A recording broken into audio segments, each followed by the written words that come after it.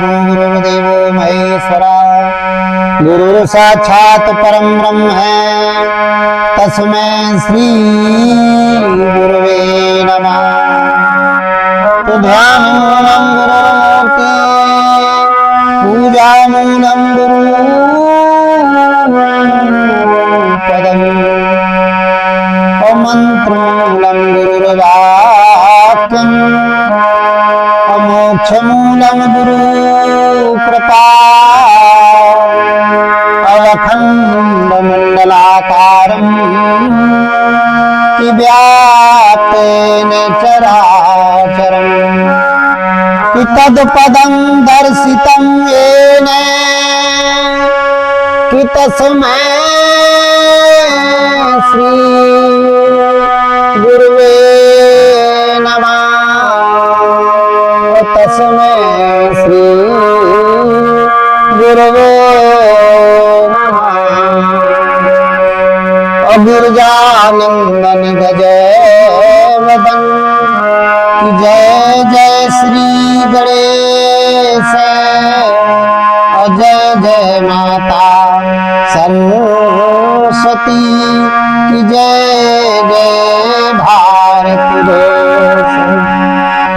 रमे निरंतर आत्मा की सब घट आठोया ताही से बुध संत जन कहत तासु सोरा ताही से बुध संत जन कहत तासु सोरा।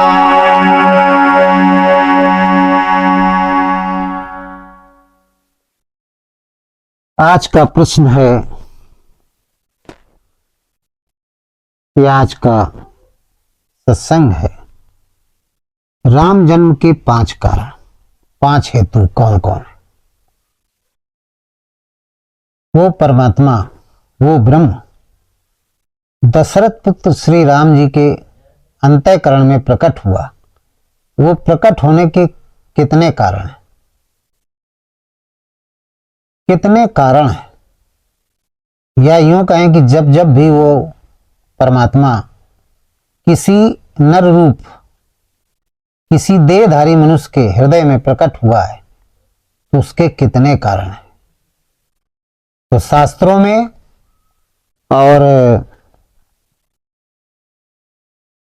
वेद पुराण, श्रीमद् भगवद गीता, कबीर बीजक, बाइबल, पुराण, जितने भी धार्मिक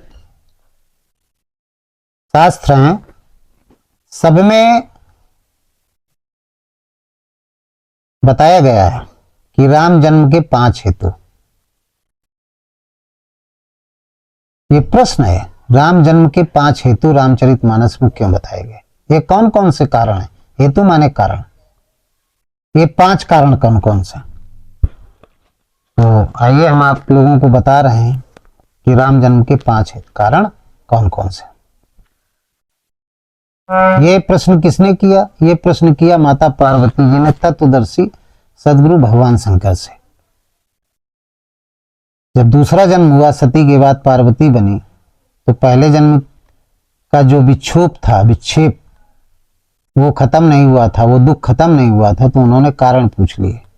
भगवान शंकर ने कहा, उन्होंने कहा राम जन्म के कारण क्या है, वो हृदय स्थित परमात्मा कैसे जागृत होता है, क्या कारण है। तो चूंकि ये पंचानन थे, भगवान शंकर को पंचानन कहा गया है, 5 मुख। तो इन्होंने 5 मुखों से कहा, इसलिए 5 कारण, एक एक मुख से अलग अलग कारण बताए।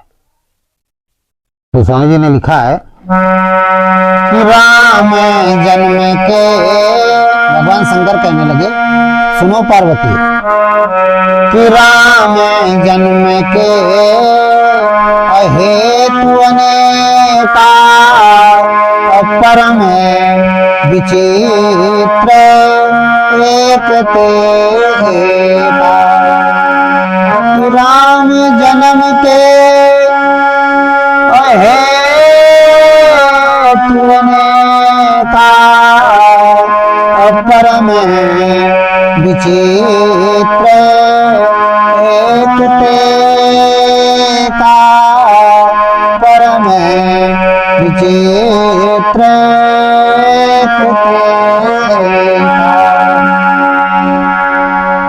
भगवान शंकर ने कहा, हे पार्वती, राम जन्म के हेतु ने कहा, बहुत हेतु हैं, बहुत कारण हैं, लेकिन कुछ खास खास कारण आपको बताएंगे। क्योंकि 5 मुखों से बोले थे, इसलिए 5 कारण रामचरितमानस में दिए गए।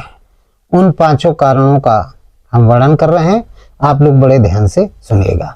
तो पहला कारण क्या है, पहला हेतु क्या है, हेतु माने कारण, वो मैं बता रहा हूं। ये कहानी है जब ब्रह्म ऋषि सनक सनंदन सनत कुमार ये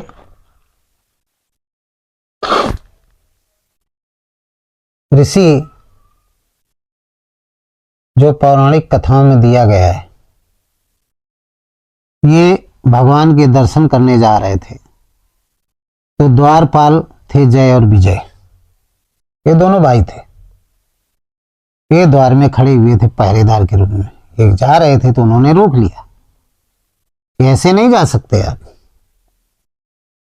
आजकल भी देखिए द्वारपाल होते हैं, आप एसडीएम के ऑफिस में जाएं या डीएम के जाएं, किसी भी कार्यपालिका या नेता व्यवस्थापिका किसी भी बड़े आदमी के से मिलना हो तो उसके दरवाजे पर पहरेदार होते हैं।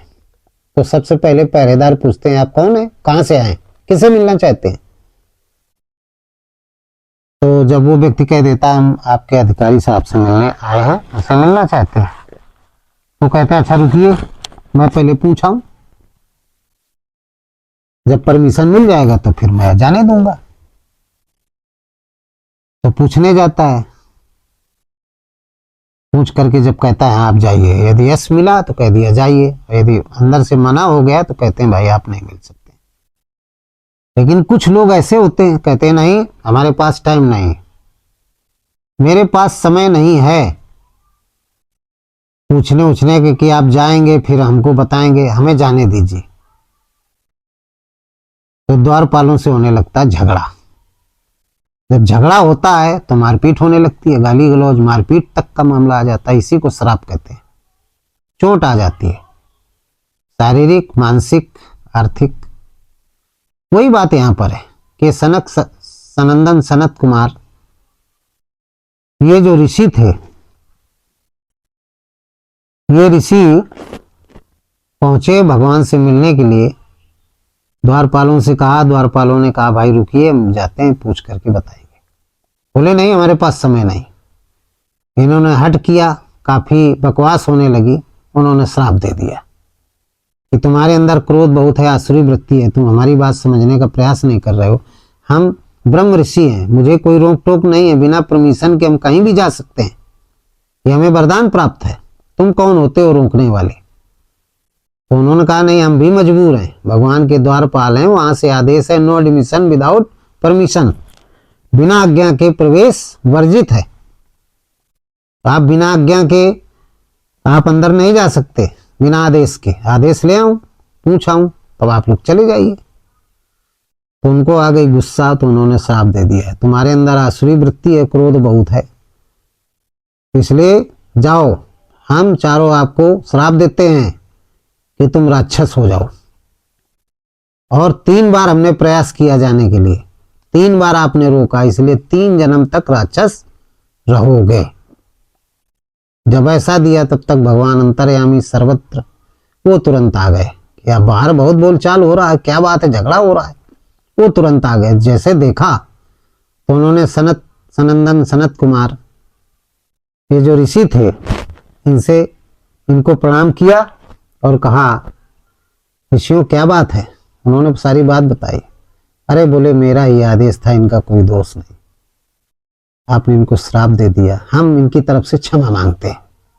ऋषियों ने कहा प्रभु मेरा श्राप मिथ्या तो नहीं हो सकता है, क्योंकि हम लोग बाल ब्रह्मचारी हैं, सिर्फ एक परमात्मा का चिंतन करते हैं, और एक परमात्मा का जो चिंतन करता है उसके मुख से यदि कोई चीज निकल आई किसी के प्रति जो परेशान कर रहा है तो वो कटता नहीं, उस परेशान करने वाले को भोगना पड़ता है, क्योंकि वो परमार्थवादी होते हैं। उनका योग स्वयं वो परमात्मा करता है, वो हृदय स्थित राम करता है, और उसके कोप को कोई भी रक्षा नहीं कर पाता। राम रोष पावक सोज रहे, राम के रोष को कोई बचा नहीं सकता, वो जल ही जाता है। एक परमार्थवादी थे, एक परमात्मा का चिंतन करने वाले ऋषि थे, इसलिए ऋषि कहने लगे मेरा श्राप मिथ्या नहीं जा सकता है। बोले प्रभु, भगवान बोले कुछ तो आप इन पर कृपा करिए। बोले हाँ, कृपा ये कर रहे हैं कि आप आए इनके बीच में, तो कृपा ये है कि राक्षस तो बनेंगे लेकिन वैभवशाली राक्षस बनेंगे। इनकी महिमा पूरा संसार जानेगा, बड़े बलशाली होंगे, बड़े ईश्वरवादी होंगे, और प्रभु आप ही इनको मारेंगे। इतने बलशाली होंगे, इतने वीर होंगे कि किसी से मारे नहीं मरेंगे। इनके लिए आपको ही किसी मानव के हृदय में प्रकट होना पड़ेगा, आप ही इनका वध करेंगे, संहार करेंगे। बोले ठीक है प्रभु, हाँ कोई बात नहीं। इस तरीके से इतना कह करके भगवान से मिलकर के वो चले गए। तो इन दोनों को 3 जन्म का प्रमाण मिला था। पहले जन्म में सतयुग में ये हुए हिरण्याक्ष और हिरण्याकश्यप। तो भगवान को मानव के हृदय में, भूत प्राणियों के हृदय में प्रकट होना पड़ा। प्रकट होकर के हिरण्याक्ष बराह रूप में प्रकट हुए, बराह के अंदर। वो कहानी सबको पता है, तो हिरण्याक्ष को मारा। इसके बाद हिरण्याकश्यप को मारने के लिए वो कण कण में व्याप्त परमात्मा खंबे से प्रकट हुए। वरदान के अनुसार आधा शरीर नर का, आधा सिंह का, वो रूप धारण करना पड़ा। तो हिरण्याकश्यप को मारा। ये पहला जन्म जय विजय का। दूसरा जन्म हुआ, दूसरे जन्म में ये रावण और कुंभकर्ण बने, तो इनको भगवान श्री राम बन करके मारा, अवतार लिया।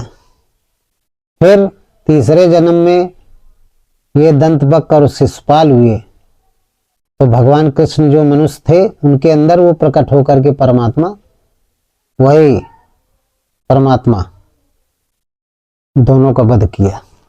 तो पहला कारण ये था,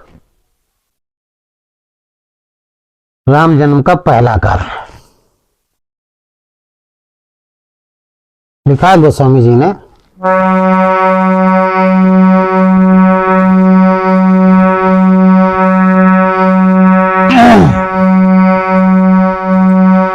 कि द्वार पाल हरि को प्रिय दो, जय और विजय जान सबको। पहला जो इनका जन्म हुआ वो हिरण्याक्ष और हिरण्याकश्यप के रूप में हुआ। कि विप्र श्राप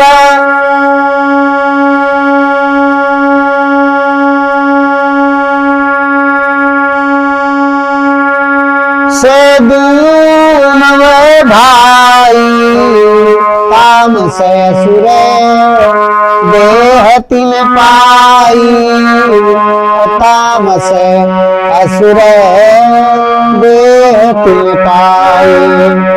कनक कसिप और हाटक लोचन, कनक कसिप अरु और हाटक लोचन, और जगत विदित सुख पति मद मद मोचन। जगत विदित सुरपति मद मोचन, कनक कसिप अरु हाटक लोचन, कनक। विप्र श्राप से दोनों भाई तामस असुर देह तिन पाई। विप्रों का श्राप मिल गया। ये विप्र थे, ब्रह्मा के पुत्र थे, तो ये विप्र थे, वेद तत्व को जानने वाले थे, एक परमात्मा का चिंतन करते थे, इसलिए इनको विप्र कहा गया। विप्र श्राप मिल गया, ये राक्षस हो गए। कनक कसिप अरु हाटक लोचन, जगत विदित सुरपति मद लोचन। कितने बड़े वीर हुए कि इंद्र के घमंड को भी चूर कर दिया। इंद्रलोक में भी इनका कब्जा हो गया। हिरणाक्ष और हिरण्यकश्यप बड़े वीर थे। इनको मारने के लिए, हिरणाक्ष को मारने के लिए भगवान जो है 12 का रूप धारण किया, हिरण्यकश्यप को मारने के लिए नरसिंह का रूप धारण किया, दोनों को मार दिया। अब दूसरा हेतु क्या? पार्वती जी पूछने लगी, प्रभु ये तो बात समझ में आ गई, पहला हेतु, अब दूसरा हेतु बताइए। तो दूसरा हेतु बताने लगे। भगवान शंकर कहने लगे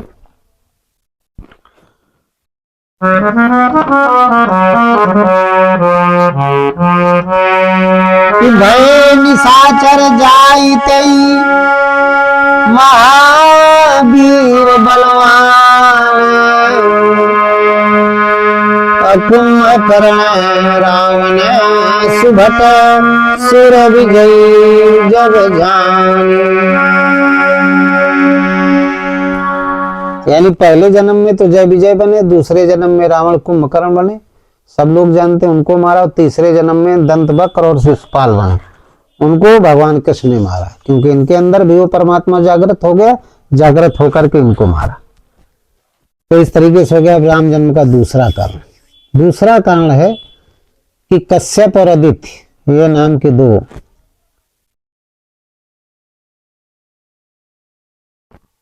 महात्मा, ये मनुष्य थे।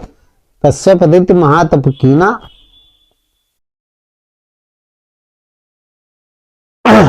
कश्यप आदित्य महातपु, पितुमाता दशरथ कौशल्या विख्याता। कश्यप ऋषि थे और उनकी पत्नी थी अदिति। इन्होंने ये क्या तहा दिन पितुमाता, इनके माता पिता बने दशरथ और कौशल्या के रूप में ये बने। तो एक कल्प में भगवान शंकर ने इस तरीके, वो भगवान राम जी ने इस तरीके से अवतार धारण किया, और जिनके चरित्र के बारे में सब लोग जानते हैं। एक हेतु ये हुआ। देखिए भगवान राम के अनेकों जन्म हुए, वो हृदय स्थित राम जाने कब से संसार चल रहा है, जाने कितने बार दशरथ कौशल्या हुए, जाने कितने रावण हुए, और जाने कितने बार हृदय स्थित परमात्मा राम को श्री राम बनना पड़ा। तो एक बार कश्यप और आदित्य ने महातप किया, उनको वरदान दिया, उन्होंने वरदान मांगा कि हमारे यहाँ पुत्र रूप में जन्म ले। तो बोले मैं जन्म तो लेता नहीं हूँ लेकिन आऊंगा। तो उनके पुत्र हुए, और सेम ऐसे ही कहानी थी। दशरथ बने कश्यप जी और अदिति बनी कौशल्या जी। केवल उस जन्म में ये दो ही थे, दशरथ और कौशल्या थे। वहां श्री राम जी का जन्म हुआ, उन्होंने रावण को मारा, उस जन्म में भी रावण को मारा, बड़ा विश्व विजयी था उसको मारा। तो एक कारण ये था, अवतार हुआ भगवान का किसी राम रूप वाले देव रूपी मनुष्य के अंदर, जो कौशल्या और आदित्य, उनको आदित्य कहते हैं, और कश्यप को दशरथ कहते हैं, उनके द्वारा हुआ और उनको मारा।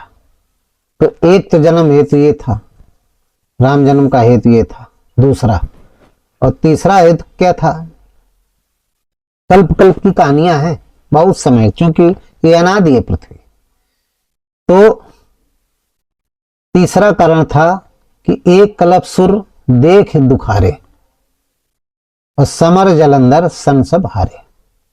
एक कल्प में, एक युग में एक जलंधर नाम का बहुत बड़ा राक्षस हुआ था, बहुत बड़ा राक्षस, जो किसी से मारा नहीं मारा जा सकता था। उसकी जो पत्नी थी वो बड़ी ही भक्त थी भगवान की,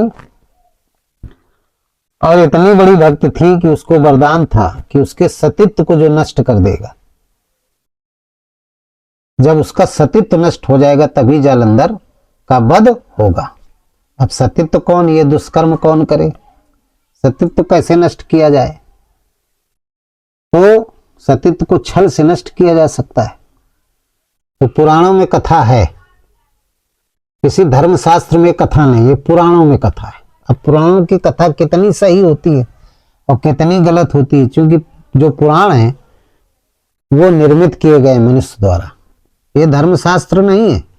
इनमें थोड़ा थोड़ा गीता का अंश मिलाया गया है। अभी 2-2.5 हजार वर्ष पहले की बात है। इनमें जो लिखा है, लेखनी है, वो उतनी सत्य नहीं है, मैं आपको बता देता हूँ। लेकिन चूंकि प्रसंग है तो प्रसंग के हिसाब से बताना पड़ेगा जो लिख दिया गया है।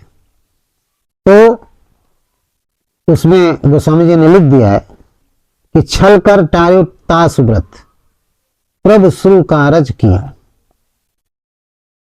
जब छल करके भगवान ने उसके व्रत को नष्ट कर दिया, छल करके उसके व्रत को नष्ट कर दिया, उसकी परीक्षा लिया, व्रत हो गया नष्ट, परीक्षा में असफल हो गई तो नष्ट हो गया उसका व्रत। पतिव्रता जो थी, जो भी उसकी प्रतिज्ञा थी, उस प्रतिज्ञा को मजबूर कर दिया, तोड़ दिया, तो उसकी प्रतिज्ञा नष्ट हो गई। जैसे ही प्रतिज्ञा नष्ट हुई, अब देखिए बात समझने की बात है। यहां लोगों ने कहा कि उसकी पत्नी का नाम वृंदा था। अब वृंदा के साथ भगवान विष्णु ने स्त्री पुरुष की तरीके संपर्क किया, जैसे इंद्र ने अहिल्या के साथ किया। बोले तब उसका व्रत टूटा। ये बात नहीं है, ये ब्रह्म में भगवान है, ये बातें नहीं, ये कहानी नहीं है। वृंदा प्रतिज्ञा किए थी। वो क्या किए थी? प्रतिज्ञा की थी। कौन सी प्रतिज्ञा की थी? पति ही परमेश्वर है। क्या है? पति ही परमेश्वर है। अपने पति को ही, जालंधर को, वो परमेश्वर मानती थी, पतिव्रता थी। तो भगवान, और ये पतिव्रता इतनी थी कि अपने पति के अलावा दूसरे का कभी स्वप्न में स्मरण अपनी स्मृति में नहीं करती थी। ये सबसे बड़ी शक्ति होती है एक नारी की। उस पतिव्रता धर्म की वजह से उसको कोई मार नहीं सकता था, क्योंकि पति परमेश्वर है। और पति किसको कहा गया है? पति अनुकूला। हनुमान जी ने श्री राम जी को भगवान को पति कहा, जो उनके हृदय में थे। तो भगवान एक परमात्मा के अलावा किसी का भजन वो नहीं करती थी। पति का शब्द ये है, शाब्दिक अर्थ। पतिव्रता का मतलब होता है एक परमात्मा का जो चिंतन करती हो महिला, उसको कहते हैं पतिव्रता। एक परमात्मा का चिंतन करती हो, जो उसके पति हैं भौतिक, उनके चरणों में श्रद्धा रख करके एक परमात्मा का जो भजन करती है, हृदय स्थित राम का जो भजन करती है, उसको पतिव्रता कहते हैं। यही जालंधर की पत्नी जो वृंदा थी, यही काम करती थी। और जब एक परमात्मा का भजन करोगे तो बताइए वो परमात्मा रक्षा नहीं करेगा। भजन क्यों करती थी? क्योंकि हमारा पति का सुहाग अमर रहे, हमारा पति पराजित न हो किसी से।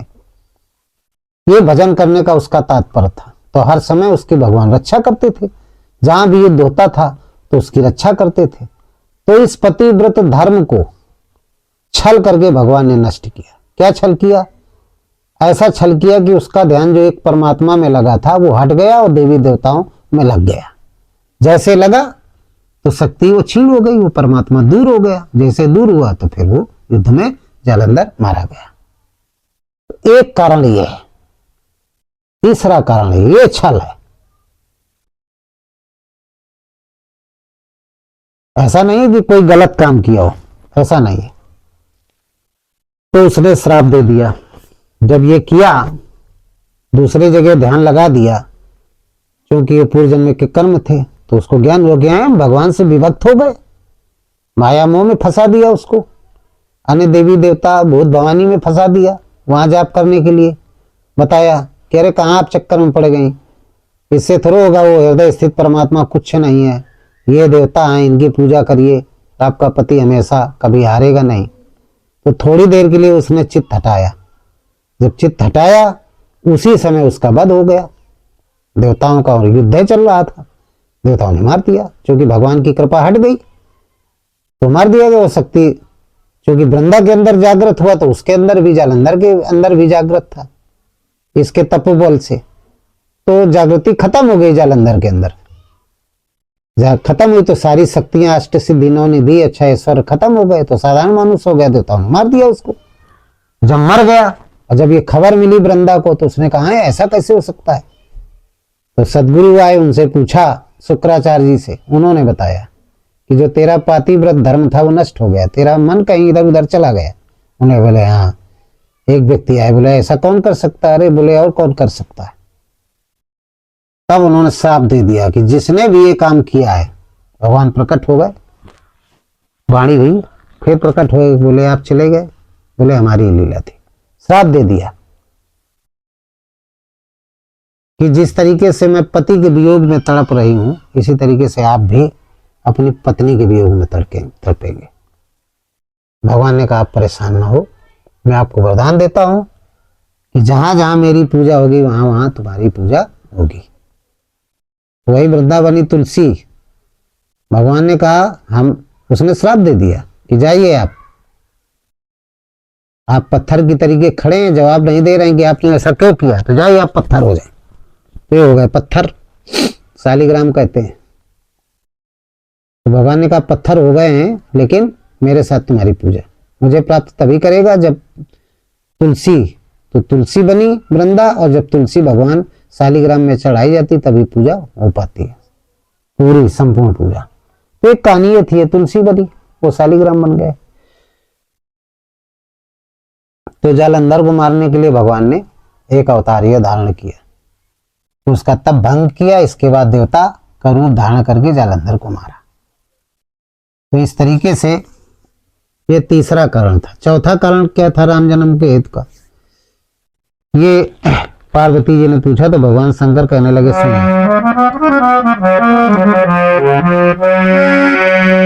नारद श्राप दीन एक बारा, कलप कही लगे अवतार, गिरिजा चकित भई सुनिबानी, नारद विष्णु भगत ज्ञानी, नारद विष्णु भगत ज्ञानी। नारद श्राप दीन एक बारा, और कलप एक ते लगे अवतारा, गिरजा चकित भई सुनबानी, नारद विष्णु भगत मुनि ज्ञानी। गिरजा क्यों कहा गया? गिरजा इसलिए कहा, गिरजा माने होता है स्थिर। ये पर्वतराज हिमांचल की पुत्री थी गिरजा, तो राम कथा सुन रही थी। कहाँ? हिमालय के अमरनाथ गुफा में राम कथा चल रही थी, तो पर्वत के तरीके अचल होकर के, तो यहाँ भगवान शंकर ने इनको गिरजा कहा कि हे अचल बुद्धि वाली प्रेममयी वृत्ति गिरजा सुनिए। एक बार नारद जी ने श्राप दे दिया था, जिसके कारण भगवान को मानो कि शरीर में प्रकट होना पड़ा। गिरजा चकित हो गई, क्या है ये तो भगवान के बड़े भक्त थे, विष्णु के बड़े भक्त थे। विष्णु कौन? जो विश्व के अणु में व्याप्त है, जिसको राम कहते हैं, रमे निरंतर आत्मा। उस एक परमात्मा के बड़े भक्त थे, लेकिन कैसे श्राप दे दिया? क्या कारण था? कहने लगी गिरजा, क्या कहती पार्वती कि कारण कवन अरे श्राप है मुनि दीना, का अपराध रमापति कीन्हा, का अपराध रमापति कीन्हा। कारण कवन श्राप मुनि दीना, का अपराध रमापति कीन्हा। प्रभु ये प्रसंग हमको बताओ कि नारद जी ने क्यों श्राप दे दिया? वो तो बड़े भक्त थे भगवान के, हो बड़े ज्ञानी थे।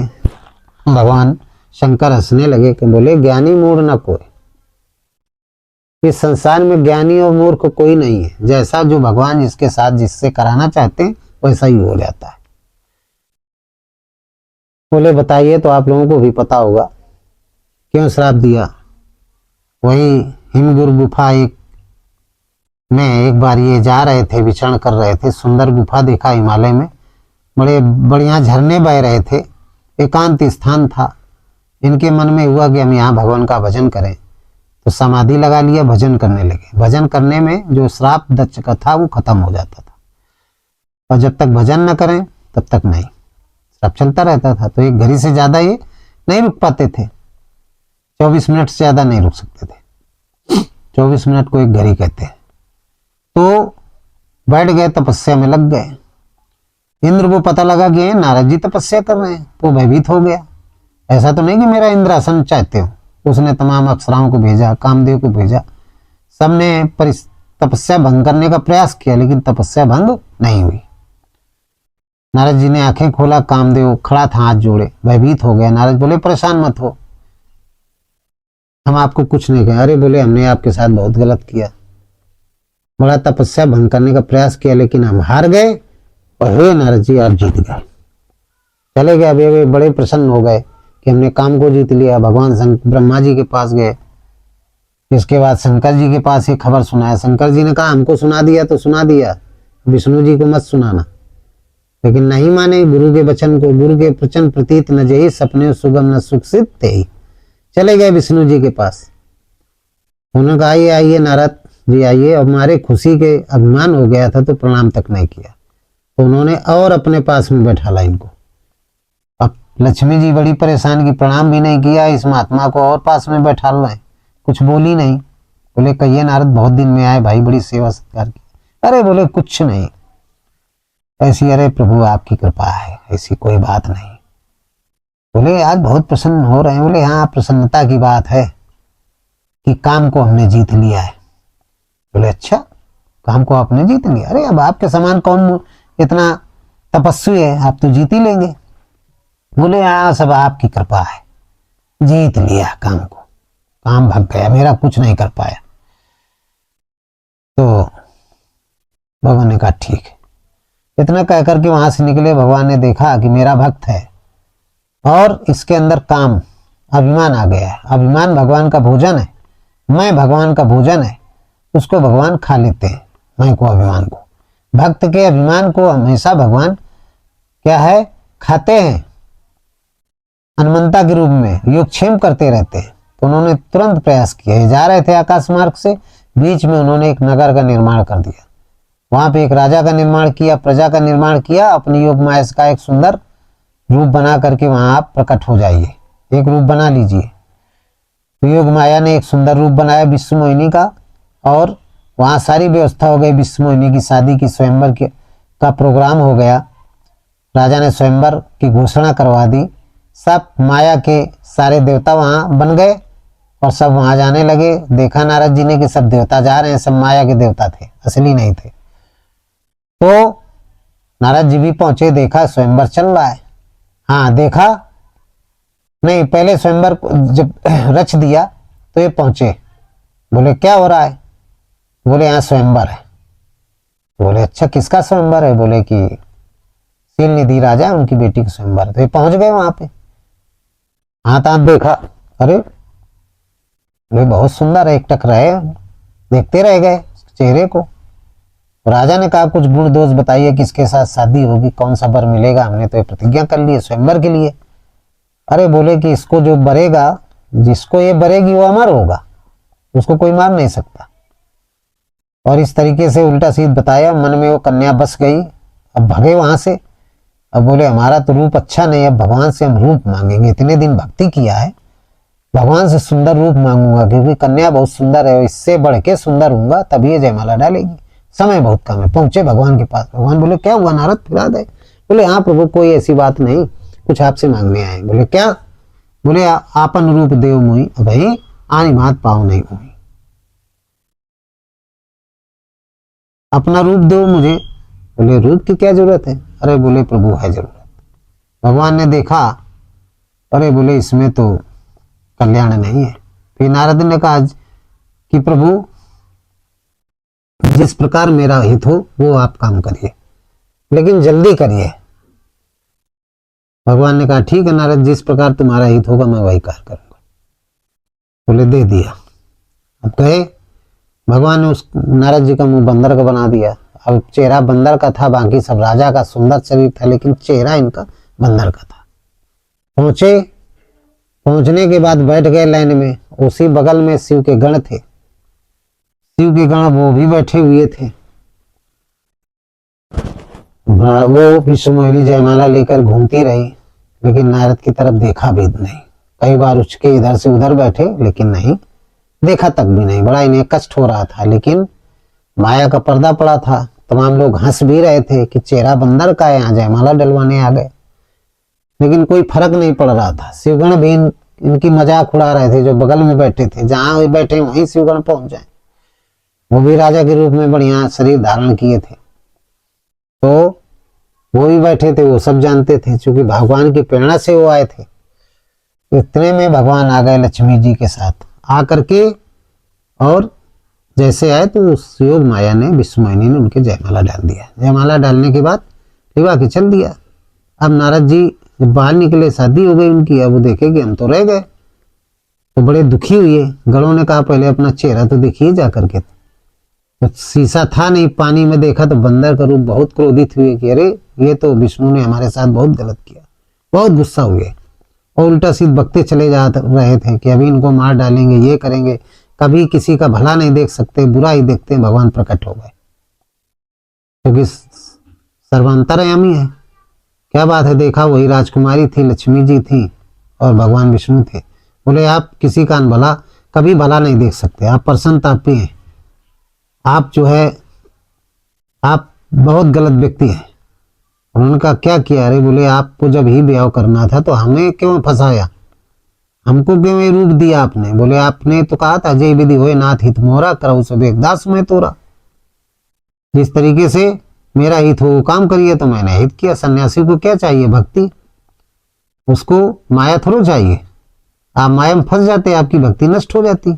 मैंने वही काम किया कि आपको ये माया न मिले, आपको आपकी भक्ति बरकरार रहे।